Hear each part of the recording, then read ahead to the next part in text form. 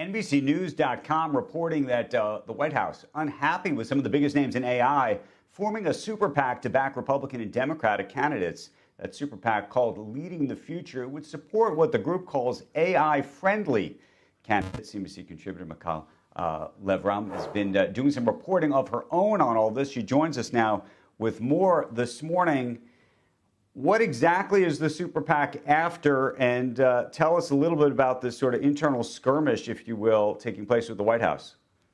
Look, I think there is some inherent tension here between the White House and the super PAC, because the super PAC's strategy in order to really create lasting, sustainable federal framework for AI, which is what they're after ultimately, has to be bipartisan, right? So there is some inherent tension there. But just to throw a little bit of water on this justifiably, everyone I've spoken to has really downplayed those tensions, because this is really modeled, partly because this is really modeled after what we saw with crypto, with the Fair Shake super PAC, which was really, really effective and also took a bipartisan approach. You know, if you remember, we had 18 Democrats in the Senate vote for the Genius Act, passed with flying colors, because of that. And so this is a really similar approach. And, it's the same administration in the White House. They clearly supported what we saw with crypto. So there's that. The other piece here is that, I spoke to one donor, by the way, who told me this has to be a bipartisan issue. It has to be a bipartisan approach in order to, again, be effective and sustainable, but that they personally are really only supporting Republicans.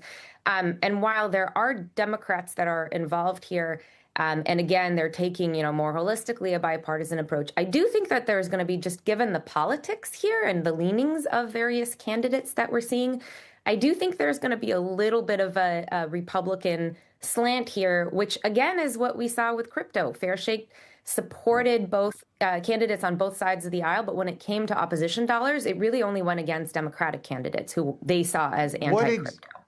What exactly, to the extent that this group wants a form of regulation, what does that form of regulation look like?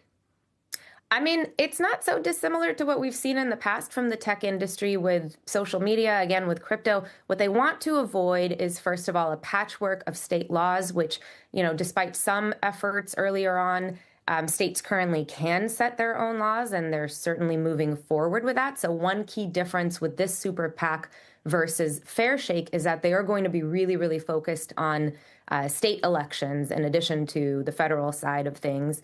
And that was different with Fair Shake. The other thing here is, they say kind of an AI first, America first agenda. They don't want to be slowed down. They don't want a moratorium on progress as they see it. What does that look like in the details? That's still kind of TBD, but those are kind of two of the critical things. And they really do see it, again, the people I've spoken to, as very aligned with the current White House strategy, with the current White House approach to AI. Right. Where do they land on things like liability and copyright? So liability, for example, I don't know if you've been following Robbie Starbuck, who's been a bit of an activist investor type, recently sued Google, this after suing Meta earlier, because effectively Google was, he argued, slandering him by attaching him to all sorts of things. So when you typed in his name into Gemini, you'd get results back that would suggest he had done all sorts of awful things that he didn't do. Would the regulations allow for any kind of liability in that kind of instance? And then what about us creators in terms of the copyright for what we're doing that's getting ingested into these systems and then getting respit out? Yeah, right now the super PAC really they haven't said yet where they stand on any of these really, really critical issues. I think that's going to be evident by who they end up supporting and who they end up opposing, which, by the way, they haven't disclosed that yet either. That's still TBD also. I will say, and this is probably indicative of where they stand on a lot of these issues that you're pointing to, which have still, really, really do need to be worked out soon, is that probably the real rift is between some of the backers of this super PAC and the kind of the Anthropic camp, and some of the news that we've seen there, which is taking a very different approach to what they see as the regulatory path ahead. And I think in general, what this super PAC is really against is kind of like what they see as the doomers. That's really broad. I know it doesn't answer your question, but they really haven't disclosed the details quite yet.